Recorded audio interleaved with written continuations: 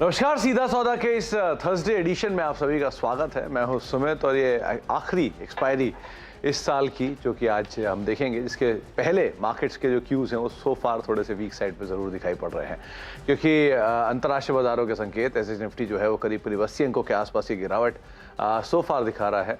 अब देखते हैं, कल भी इसी तरह के संकेत थे फर्स्ट हाफ में एटलीस्ट, लेकिन सेकंड हाफ तक आते तो सिचुएशन बदली थी।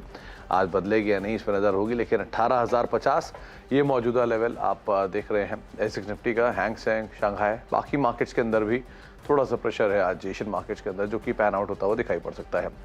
ट्रिगर्स इंटरनेशनली तो रहेंगे ही, लेकिन घरेलू फ्रंट पे दो बड़े ट्रिगर हैं। पहला एक्सपायरी है और दूसरा अब क्योंकि हम ऑटो सेल्स के नंबर फेस करेंगे गोइंग फॉरवर्ड, तो उसका भी एक इम्पैक्ट कल से हमने देखा भी ऑटो स्पेस के अंदर, शायद वो आज कैरी फॉरवर्ड होता हुआ दिखाई पड़ सकता है, तो उसको भी आप ध्यान रखिएगा।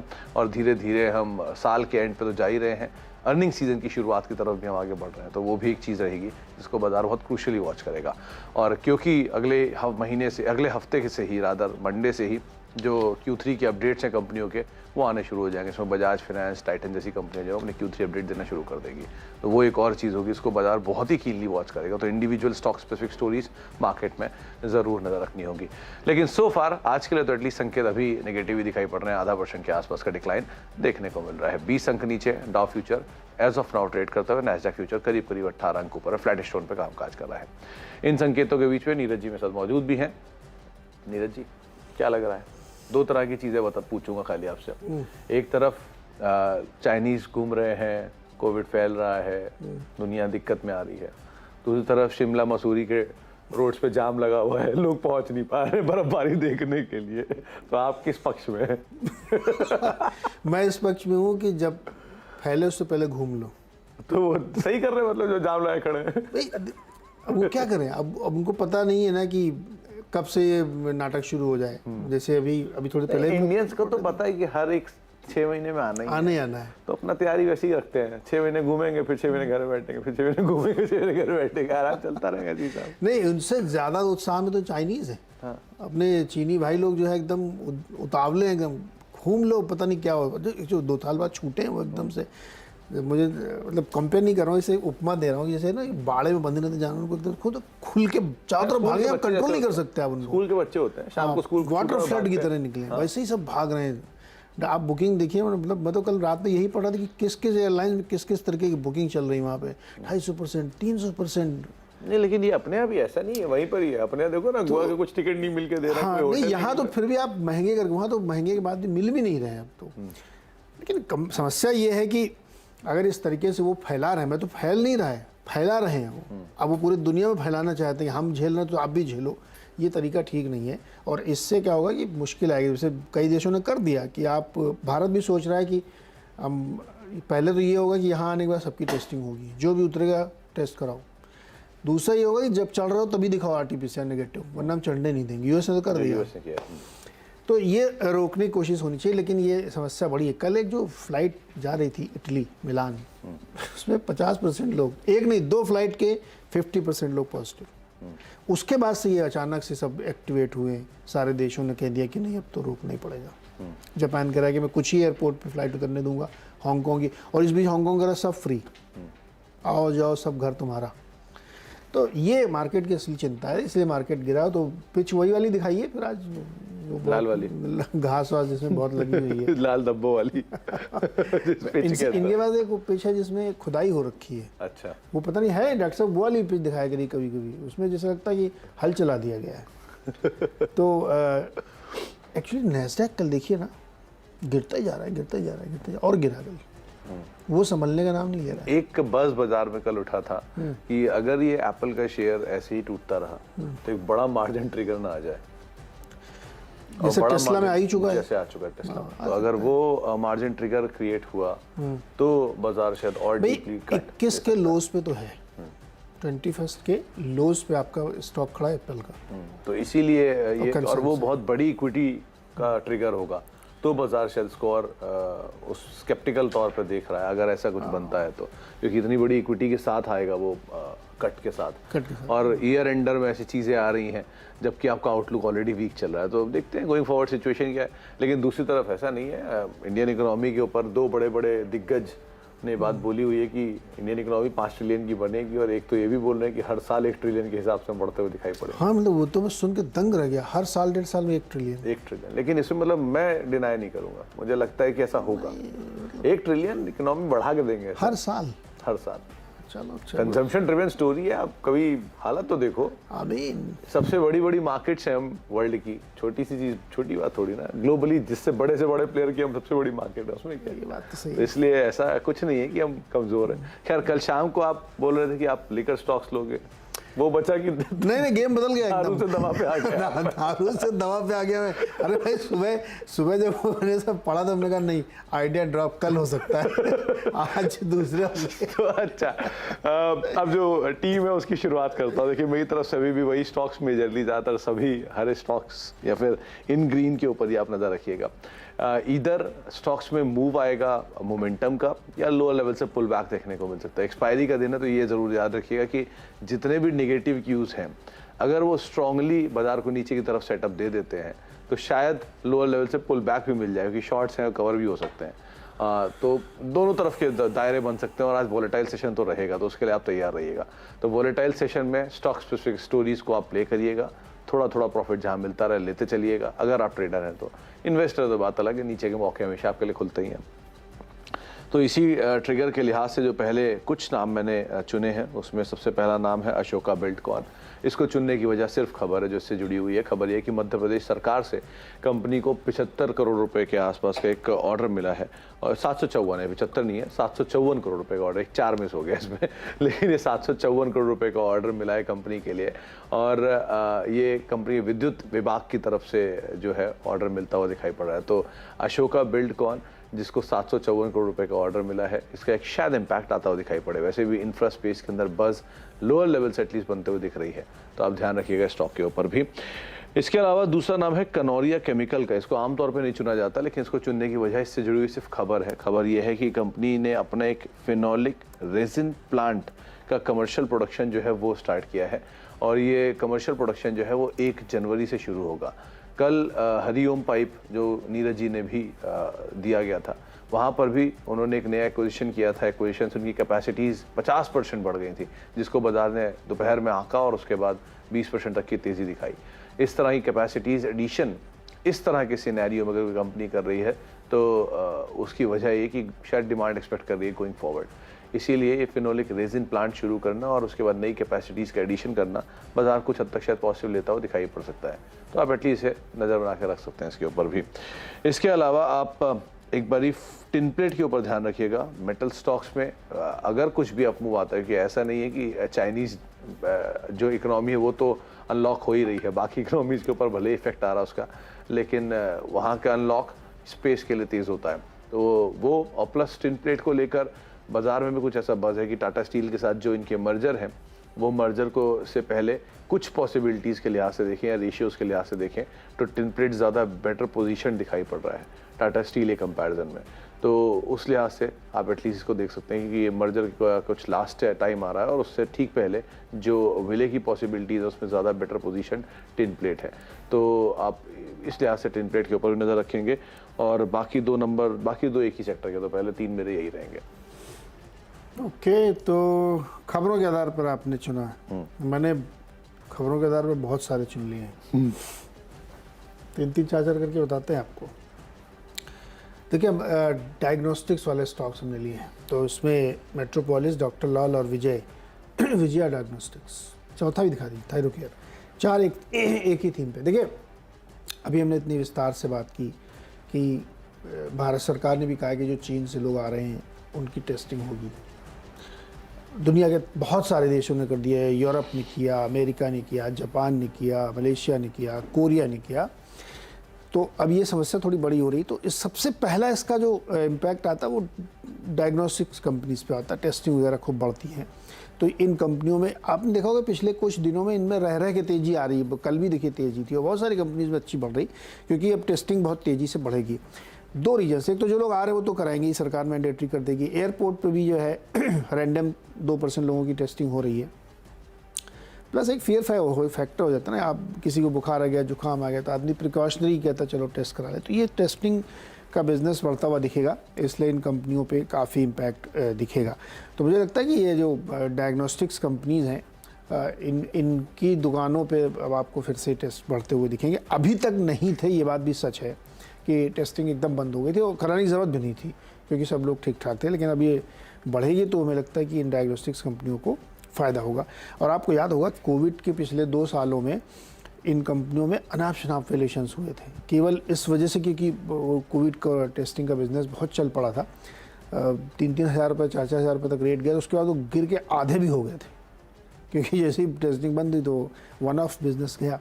अब वो वन ऑफ बिजनेस फिर से आता हुआ दिख रहा है, तो इसको ध्यान में रखा सकता है। हालांकि ये स्पेशल सिचुएशंस होते हैं, इसलिए ये बहुत सोच समझ के इन पे ध्यान देना चाहिए। लेकिन जिस तरह का फियर अब क्रिएट हो रहा है या ऐसा लोगों को डर लग रहा है, तो इन कंपनीज़ पे ध्यान रखा जा सकता है। तो आपके पहले तीनों नाम ही चारों ही टेस्टिंग से रिलेटेड है। यस, और भी थे लेकिन हमने कहा बहुत ज़्यादा हो जाएंगे, 4 ही बहुत। थायरोकेयर, विजया, मेट्रोपोलिस, डॉक्टर लाल, चारों बहुत बढ़िया।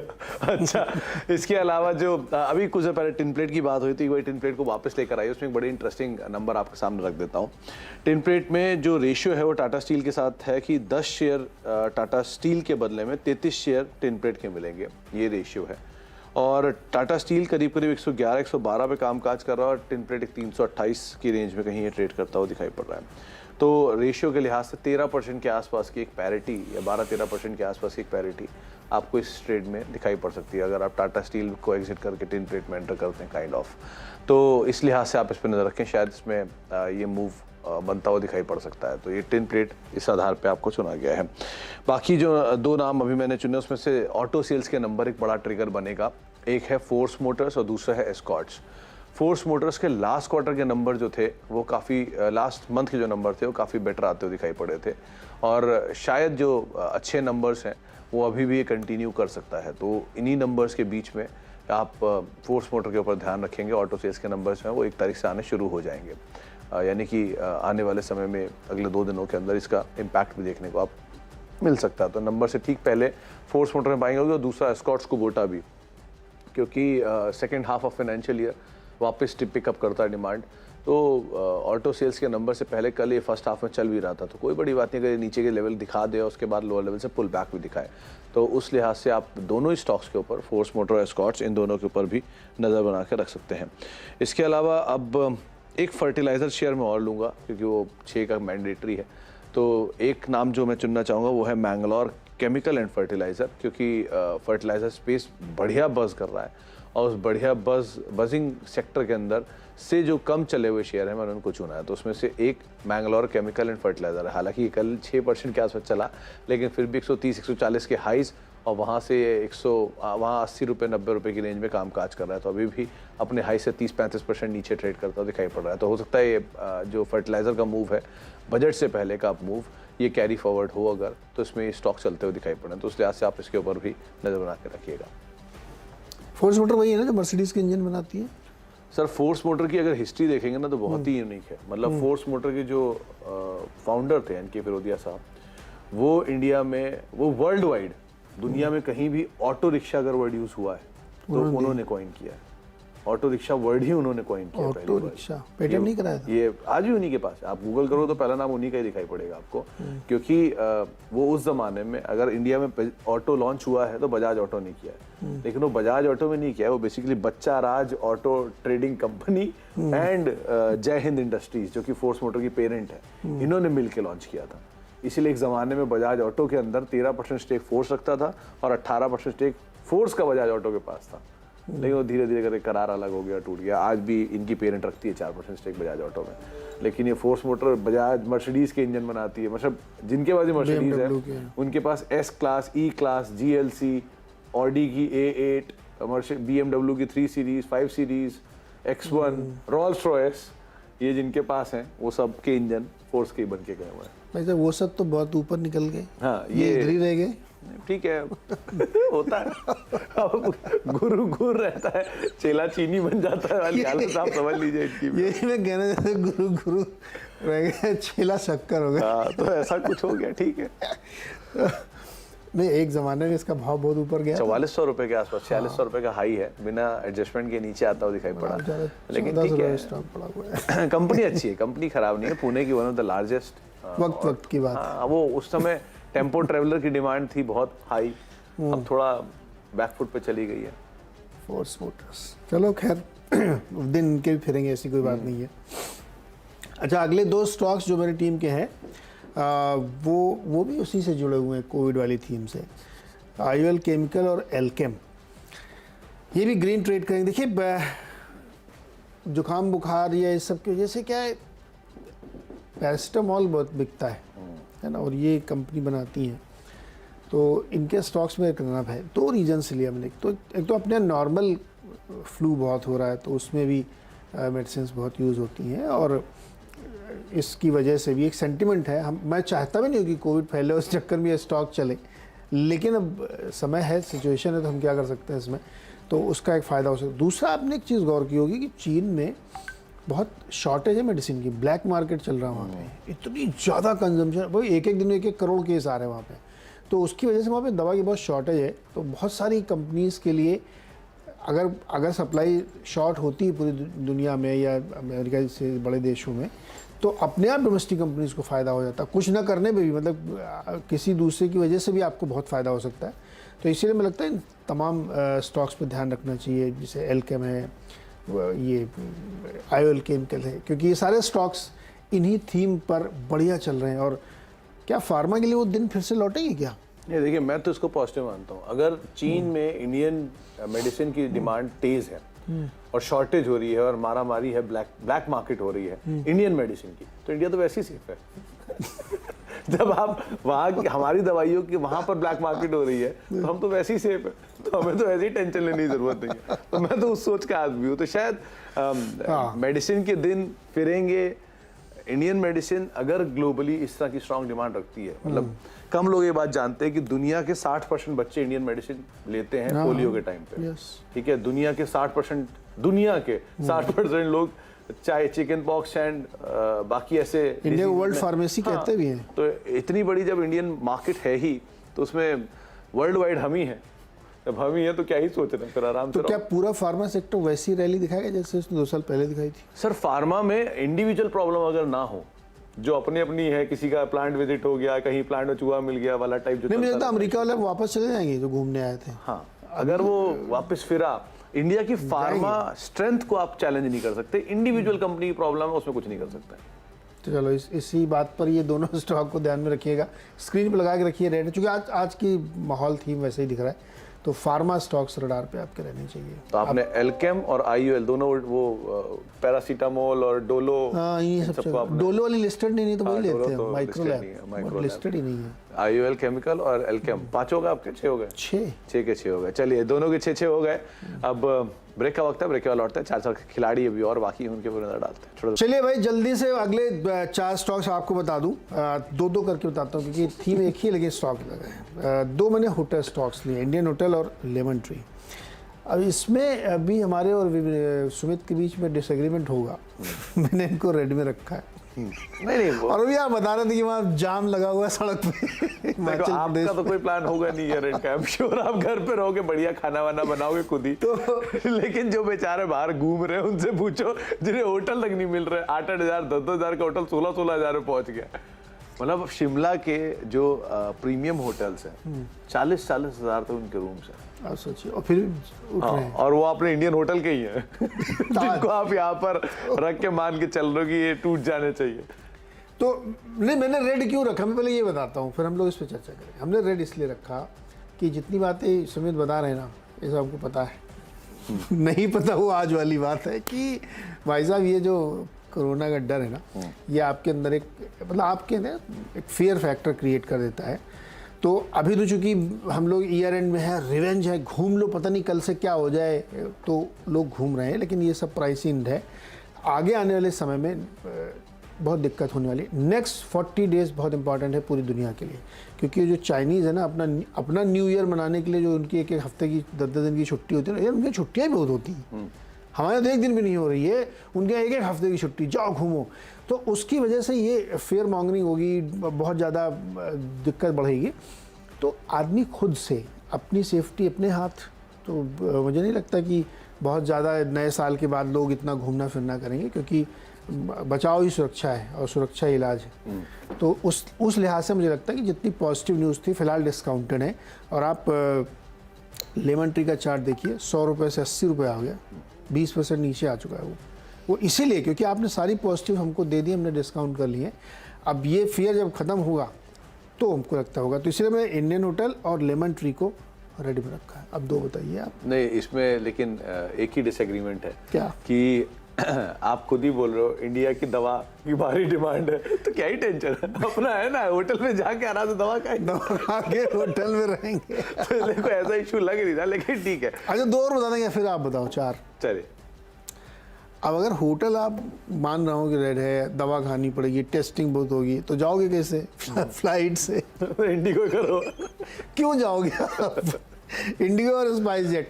देखो अगर ये हो रहा है कि पूरा सब एयरपोर्ट पे 2% रैंडम चेकिंग, चीन से अच्छा मुश्किल ये कि भारत में शायद मैंने सुना था कि चीन की कोई डायरेक्ट फ्लाइट नहीं आ रही, घूम के आती है ना। तो अब जब घूम के आ रही हैं तो हो सकता कोई आदमी यहाँ चीन से दुबई जाए, दुबई में उतर के कोई दूसरी फ़्लाइट ले ले, या चीन से रोमानिया क्या वहाँ से फ़्लाइट ले ले, तो पता लगा आप सबको निपटा रहे हैं, सब जगह 2% चल रहा है।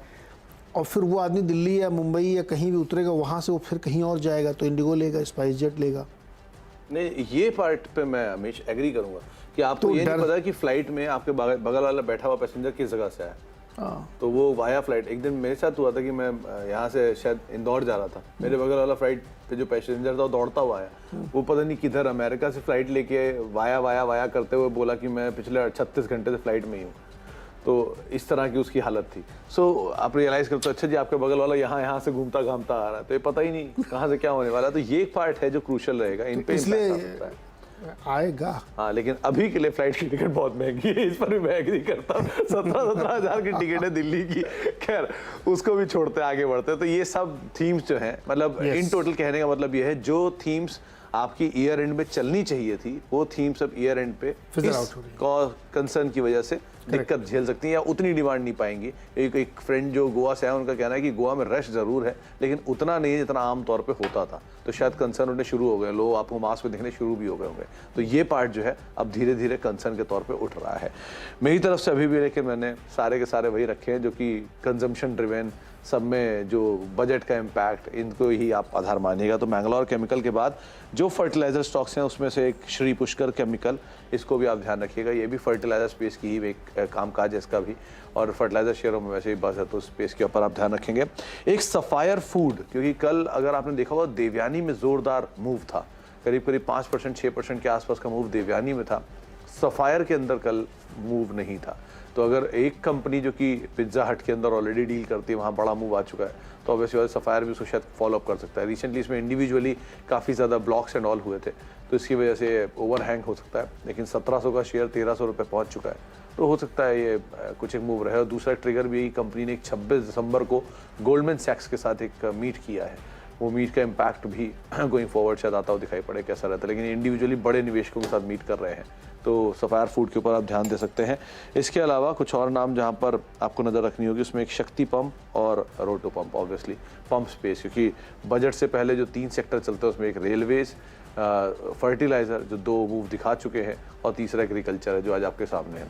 तो एजुकेशन के स्टॉक्स भी होते हैं, लेकिन वहाँ पर कुछ बहुत बचा नहीं है। तो शक्ति पंप, रोटो पंप जैसी जो कंपनियां हैं जो पंप स्पेस से है, एग्री स्पेस से है, इनके ऊपर भी आप नज़र रखें, शायद यहाँ पर बजट से पहले का जो मूव है वो आता हुआ दिखाई पड़े। तो 10 स्टॉक हम दोनों की तरफ से बताए जा चुके हैं। एक क्विक रैप अप होगा छोटे से